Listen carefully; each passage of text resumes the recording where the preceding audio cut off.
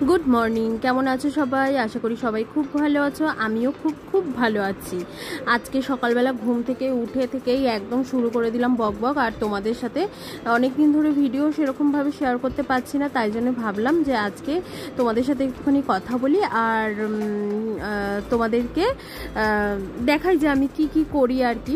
তো অনেক দিন তো ভিডিও দেওয়া হয় না, তাই জন্য ভাবলাম যে আজকে একটুখানি ভিডিও বানাই। আর সকাল থেকে উঠেই মনটা খুব করছিল যে আজকে একটু ভিডিও করি, তো তাই জন্য একদম পুরো লেগে পড়েছি। দেখো সকালবেলা ঘুম থেকে উঠে একদম বিছানাটা গুছিয়ে নিচ্ছি। ফার্স্টে একটুখানি ফ্রেশ হয়ে এসেছি, ফ্রেশ হয়ে আসার পরে তারপরে একদম বিছানাটা গুছিয়ে নিচ্ছি। আর আমাদের ব্যাঙ্গালোরে এত বৃষ্টি হচ্ছে, বৃষ্টি হওয়াতে যতটা গরম পড়েছিল এবারে গরমে, ততটা কিন্তু গরম একদমই নেই এখন একদম পুরো ব্যাঙ্গালোর আগের ওয়েদারে পুরো ফিরে এসেছে। সেটা তোমাদের আগের ভিডিওতেও বলেছি। তো ওই জন্যে আর কি ঠান্ডায় এখন একটুখানি চাদর গায়ে দিতে লাগে, তো ওই জন্য আবার একটুখানি কাজ বেড়েছে, বিছানায় দুটো চাদর নিয়ে শুতে হচ্ছে।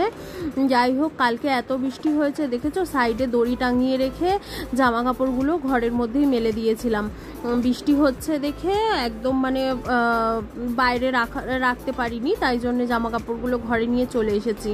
আর নিচে দাঁড়িয়েই একদম চাদরগুলোকে ভাঁজ করে নিয়েছি, ভাঁজ করে নিয়ে এখন বিছানাটা ভালো মতো গুছিয়ে টুচিয়ে নেব। আর স্বপন গেছে, আর আজকে যেহেতু রবিবার, তো রবিবার বললাম না, রবিবার হলে একটুখানি মাংস না খেলে আমার তো জানি মনেই হয় না যে রবিবার।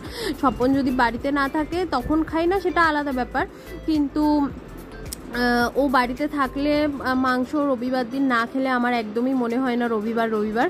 তাই জন্য সকালবেলা ঘুম থেকে উঠেই চলে গেছে একদম পুরো মাংসের দোকানে।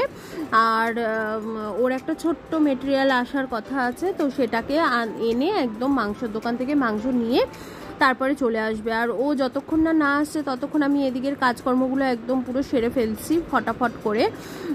তো সকালবেলা উঠেই কিন্তু একদম বাসি জামা কাপড় সব কিছু ছেড়ে নিয়ে তারপরে কিন্তু ঘরের কাজ করছি। আবার কেউ ভেবো না যে ওই বাসি জামা কাপড় পরেই রান্না বান্না করবে, একদমই সেটা না। রাত্রিবেলা আমি চেঞ্জ করে শুই, তো ওটা সকালবেলা উঠে একদম চেঞ্জ করে তারপরে কিন্তু ঘরের কাজকর্ম সারি। আর জানো তো আরেকটা কথা বলি তোমাদেরকে, তো আজকে সোমবার থেকে মামামের স্কুল একদম পুরো স্টার্ট হতে যাচ্ছে, একদম মেসেজ দিয়ে দিয়েছে সোমবার থেকে স্কুল স্টার্ট হবে, তবে পুরো ফুল স্কুল হবে না। ওরা মেসেজে লিখেছে যে 20 তারিখ থেকে 1 তারিখ অবধি হাফ স্কুল হবে। আর কোনো ইউনিফর্ম পরে আসার কোনো দরকার নেই, কালারিং ড্রেস পরে যেতে হবে এই কটা দিন। তো তাই জন্যে আর কি মেসেজটা পাঠিয়েছে সন্ধেবেলা। তো যাই হোক, সোমবার থেকে তো মামামের স্কুল স্টার্ট হয়ে যাচ্ছে। আর সেই সময় আমারও একটুখানি ঘরে বসে যে একটু তাড়াতাড়ি ঘুম থেকে ওঠাটাও হবে, তারপরে উঠে যে একটু ব্যায়াম ট্যামগুলো করি ঘরের মধ্যে বসেই, সেগুলো একটুখানি আবার স্টার্ট হয়ে যাবে। একদিকে ভালোই হয়েছে। আর মামামও উঠেছে, উঠে খালি দেখো না এটা চাইছে ওটা চাইছে। ওকে বলছি ব্রাশটা কর, ও তো করবে না, ও তো আগাগোড়াই হাতে করে করিয়ে না দিলে ব্রাশ করতেই চায় না। কি জানি কিসের যে ওর আলিস্যি ব্রাশ করতে। আর আমি এদিকে স্বপন চলে আসবে দেখে আমি বিছানাটা গুছিয়েই একদম চলে এসেছি রান্নাঘরে, কারণ এসে যদি দেখে যে ওর জন্য চা বানাইনি, ও একটুখানি আগেই উঠেছে আমাদের, তো এসে যদি দেখে যে ওর জন্য চা বানাইনি তাহলে একদম বাড়ি মাথায় করবে। ওই জন্যে কি করেছি, বিছানা গুছিয়েই একদম চলে এসেছি সোজা রান্নাঘরে। রাত্রিবেলা যে বাসনগুলো মেজে রেখেছিলাম সেই বাসনগুলো একদম জায়গা মতো গুছিয়ে রেখে প্রত্যেক দিনের মতো এই গ্যাসটা ওপর দিয়ে একটুখানি বুলিয়ে নিচ্ছি, নিয়ে একদম সেলফটা ভালো করে পরিষ্কার করে নিচ্ছি, নিয়ে তারপরে বসাবো ওর জন্য একটুখানি চা। আর কালকে রাত্রির বেলা জানি না ঘুম থেকে সকালবেলা উঠে এসে রান্নাঘরে যখন এসেছি তখন দেখছি যে বেসিনের মধ্যে একটা আরশোলা মরে রয়েছে। তো তাই জন্য না রান্নাঘরে একদম সব কিছু ঢেকে রাখি। আর সারা দিন সারা সন্ধে তাদেরকে চোখে দেখতে পাওয়া যাবে না। যখনই কিনা অন্ধকার হয়ে যাবে, পুরো একদম বাড়ি অন্ধকার হয়ে যাবে, রাত্রিবেলা ঘুমাতে যাব, তখনই একদম তাদের রাজত্ব, তখন মানে তাদের রাজত্ব সারা ঘরে একদম। আর ঘরের দিকে আসে না, আসে হলো গিয়ে রান্নাঘরটার দিকে। ওই জন্যে কী করেছি, ওই জন্য এখন কি করি মানে রান্নাঘরে এই যে দুটো প্লাগ পয়েন্ট আছে তো, একটা মিক্সির আর একটা ফ্রিজের। তো ফ্রিজের প্লাগটা তো খুলি না, ওটা ওরকমই থাকে। আর মিক্সির যে পয়েন্টটা রয়েছে সেটার তারটা খুলে রেখে এখন ওই যে মেলা থেকে যে দুটো লাইট নিয়ে এসেছিলাম তোমাদেরকে দেখিয়েছিলাম, তো সেই লাইট একটা ওখানে জ্বালিয়ে রাখি। তাই জন্য একটু আরশোলার উৎপাতগুলো কম আছে, তবুও কালকে দেখলাম যে একটা বেসিনে মরে রয়েছে। যাই হোক, রান্নাঘরে চা টা করে একদম পুরো চলে এসেছি। আর প্রত্যেক দিনের মতো দেখো যে মোছামুছি ধুলো ঝাড়াঝাড়ির যে কাজকর্মগুলো থাকে, আর এখন তো একটা কাজ বেড়েছে ডাইনিং টেবিলটা এনে, কারণ সেটাকেও মুছতে হয়। আর চাটা করে নিয়ে একদম ডাইনিং টেবিলের ওপরেই রেখেছি, সব কিছু মুছে টুছে নিয়েছি। টিভি বলো, তারপরে এদিকে যে আমাদের একটা টেবিল ছিল সেটা মুছে নিয়েছি, তারপরে তোমার ফ্রিজ মুছেছি, সব কিছু ঘরের ড্রেসিং টেবিল সব কিছু একটুখানি শুকনো ন্যাকড়া দিয়ে আর কি মানে সব ঝেড়ে ঠেড়ে নিয়ে, এটা প্রত্যেক দিনেরই আমার কাজ। আর মানে একদিন না ঝাড়লেই মনে হয় যেন অনেক ধুলো পড়ে গেছে। তবুও তো এই যে দেখো, এই যে তাকের মধ্যে যত খেলনা ঠেলনা রয়েছে সেগুলোকেও কিন্তু ঝাড়ি, না হলে পুরো ধুলো ধুলো ধুলো ধুলো পড়ে যায়।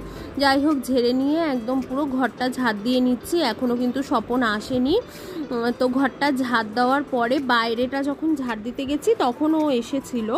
তো মাম্মামকে বাইরে দাঁড় করিয়ে রেখেছি। মাম্মামকে বললাম যে তুই বাইরে থেকে দরজাটা বন্ধ করে ওখানেই দাঁড়া, পাপা আসবে কিছুক্ষণ বাদেই, ওখানেই দাঁড়া তুই। আর ও কি করেছে জানো, বাইরে থেকে দরজা বন্ধ করে আমি ঘর ঝাড় দিতে দিতে ওর পাপা চলে এসে আর ওর নিচে চলে গেছে, মানে ওর পাপার কাছে চলে গেছে। এদিকে আমি ডাকছি, আর দেখো সব ঝাড় ঠাড় দেওয়া কমপ্লিট হয়ে গেছে। এদিকে নেমেছে জোর বৃষ্টি জোর নেমেছে, কিন্তু দেখে বোঝা যাচ্ছে না। আর এদিকে তো স্বপন মাংস নিয়ে চলে এসেছে। তো বৃষ্টি হচ্ছে বাইরে, ঠান্ডা ঠান্ডা ওয়েদার, ভাবছি যে কি রান্না করব, একটু কি খিচুড়ি করব নাকি। তো এইটা ভাবতে ভাবতে আবার ভাবলাম যে না, মাংস যখন নিয়ে এসেছে খিচুড়ি করব না, আর এদিকে ভাতও করব না। ভাবলাম যে একটু শর্টকাট বিরিয়ানি বানিয়ে ফেলি। বিরিয়ানি বলো, পোলাও বলো, যাই হোক না কেন, তো শর্টকাটে সেটাই বানিয়ে ফেলি বলেছি। স্বপনকে কিছু বলিনি, ওকে বললে ও বলতো যে অত কষ্ট করার দরকার নেই, যেটা তাড়াতাড়ি হবে সেটাই করো। তবে এদিক দিয়ে ও আমাকে ভীষণ সাপোর্ট করে। ও সব সময় বলে যে তোমার যেটাই সুবিধা হবে তুমি সেটাই করো, আমার তাতে কোনো অসুবিধা নেই। কিন্তু আমি ভাবলাম যে না, একটু বৃষ্টি যখন হচ্ছে আর মাংস যখন এনেছে, সব সময় তো মাংস ঝোলই খাওয়া হয়, তো ভাবলাম যে আজকে একটুখানি কষা কষা করে মাংস করি, আর একটুখানি পোলাও বা বিরিয়ানি যাই বলি না কেন সেটা বানাই। তো ওকে কিছু বলিনি। খাওয়ার সময় তো দেখে অবাক হয়ে গেছে, বলছে বাবা আবার এরকম এটা বানিয়েছো, ভাত বানালেই হতো।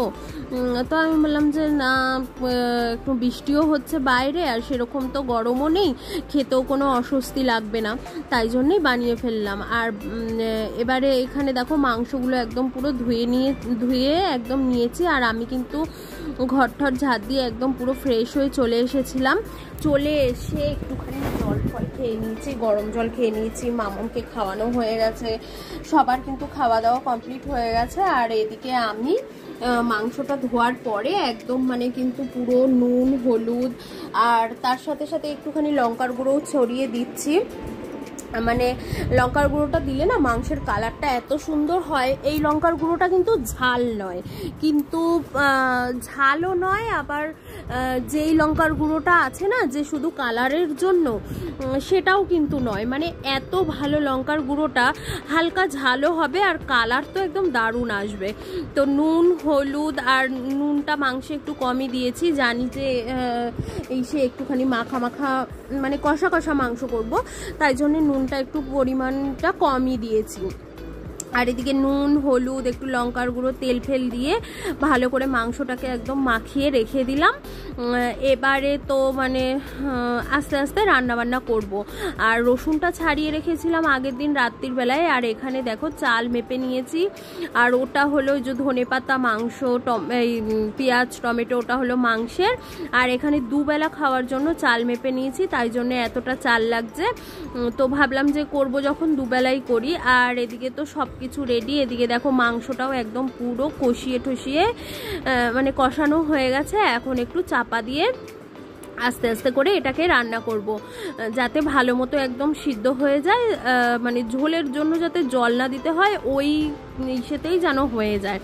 আর ওদিকে মাংস তো হয়েই গেছে, এদিকে চালটা ধুয়ে নেবো। রান্না করতে করতে এই জানলা থেকে দেখছি যে ভীষণ বৃষ্টি হচ্ছে, কিন্তু দেখো তোমাদেরকে একটুখানি দেখানোর চেষ্টা করলাম যে এই জানলাটা, ওই যে পাশের বিল্ডিংয়ের যে জানলাটা দেখা যাচ্ছে, ওই জানলাটার দিকে তাকালে না বৃষ্টিটা দেখা যায়, কিন্তু ক্যামেরায় একদম দেখা গেল না। তো আমি চেষ্টা করেছিলাম যে একটুখানি তোমাদেরকে দেখাই, তো একদম বোঝা গেল না। থাক, কি আর করা যাবে, বৃষ্টির দিকে তো তাকিয়ে থাকলে হবে না।